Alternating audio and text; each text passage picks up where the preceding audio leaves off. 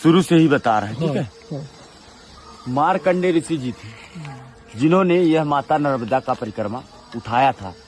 उन्होंने जल हाथ में रख करके संकल्प लिया कि हे माते, दोनों टाइम आपकी घाट की आरती करूंगा, एक टाइम भोजन करूंगा, जहां संध्या हो जाएगी मैं वहां विश्राम करूंगा।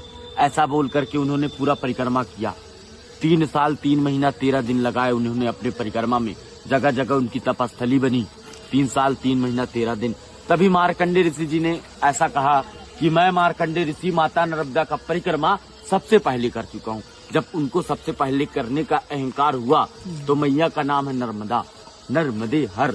नर का मतलब होता है एक मनुष्य, मत का मतलब उसका अहंकार, और हर का मतलब हरने वाली। नर के मद को हरने वाली।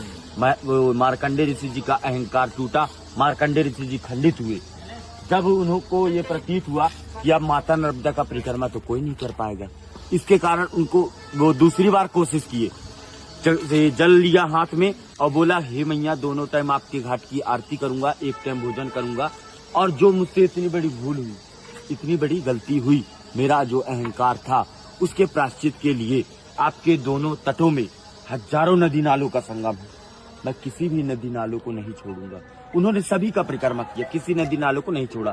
27 वर्ष लगे थे उनकी परिक्रमा में, 27 वर्ष। और मार्कंडेय ऋषि जी का यही कहना था कि जैसे हिमालय में जाते थे महिलाएं मोक्ष की प्राप्ति के लिए, ये नर्मदा परिक्रमा में ही एक मोक्ष। 2 मिनट आ रहा हूँ बस। मोक्ष का मतलब होता है किसी जीव के जन्म और मरण के बंधन से छूट जाना। ये मोक्ष का अर्थ है, इसीलिए परिक्रमा करते हैं। बोलिए नर्मदे हर। एक मिनट सुनिएगा।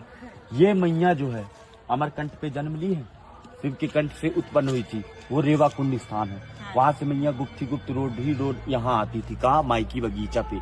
पूरे 12 वर्ष तक बचपना बीता है यहाँ पर। उनकी 5 सखियां थी, जोहिला, गुलबकौली, मालिनी, मलनिया और कपिला। 5 सखियों के साथ बचपना बिताने के बाद मैया का शादी तय हुआ।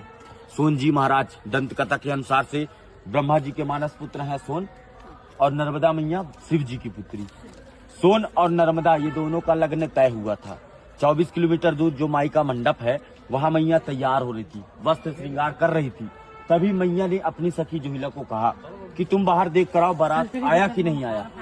तो जोहिला ने कहा, माते मेरे वस्त्र गंदे हैं, इस वस्त्र में मैं बाहर नहीं जाना चाहती।